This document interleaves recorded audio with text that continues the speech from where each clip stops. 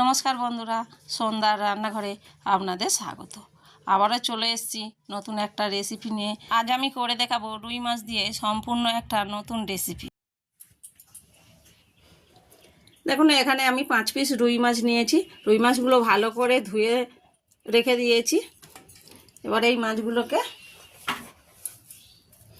এবারে দিয়ে দেবো 1 চামচ নুন, 1/2 চামচ হলুদ, 1 চামচ লঙ্কা গুঁড়ো, ঝাল লঙ্কার গুঁড়ো 1 চামচ, যেহেতু একটু ঝাল ঝাল করবো তাই 1 চামচ দিয়েছি।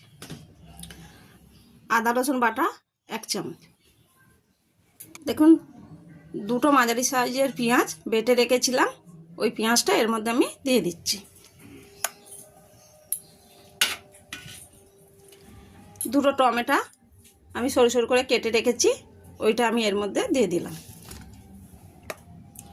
ওপর থেকে একটু জিরে গুঁড়ো আর ধনে গুঁড়ো দিয়ে দিচ্ছি, আর দিয়ে দিলাম একটু কাশ্মীরি লাল লঙ্কা, আর দিয়ে দিলাম ওপর থেকে সরিষা তেল। একটু বেশি করে দিতে হবে। এই সবগুলো আমি ভালো করে মেখে নেব।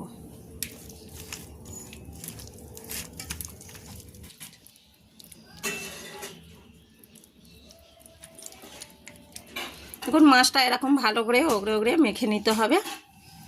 পুরোটা সব জায়গায় ভালো করে এইভাবে মেখে নিতে হবে।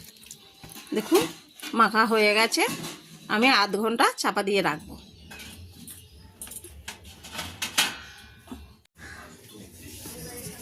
আধ ঘন্টা বলেছি।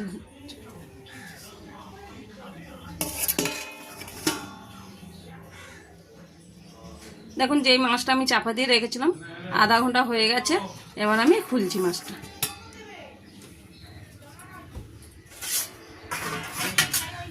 দেখুন, কড়া গরম হয়ে গেছে। আমি অল্প একটু তেল দিচ্ছি।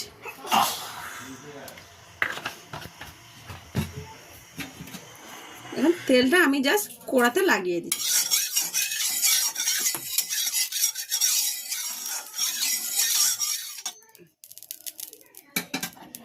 এবারে যে মাছটা মাখিয়ে রেখেছিলাম ওইটা আমি কড়ার মধ্যে ঢেলে দিচ্ছি।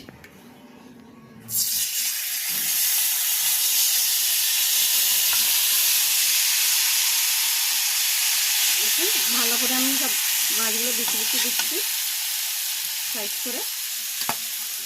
এবারে আমি থালাতে যেগুলো লেগে আছে ভালো করে দিয়ে দিচ্ছি।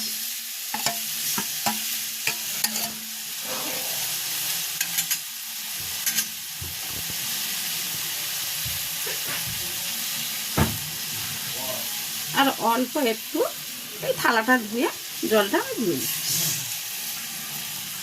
যেহেতু থালাতে অনেক মশলা লেগেছিল। আমি 10 মিনিট চাপা দিয়ে রাখছি।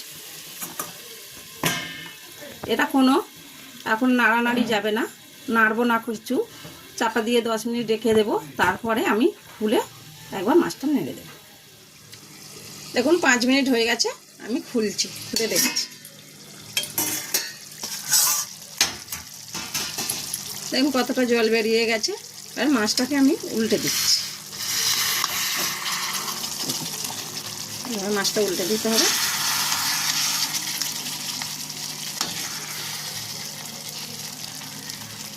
মাছটা উল্টে দিয়েছি। এবার এই 5টা কাঁচা লঙ্কা ওপর থেকে আমি দিয়ে দিচ্ছি। 10 মিনিট তখন হয়নি, আমি খুলেছি। 5 মিনিট হয়েছিল, আরও 5 মিনিট চাপা দিয়ে রাখছি। দেখুন, 10 মিনিট হয়ে গেছে। আমি মাছের ঢাকা খুলছি।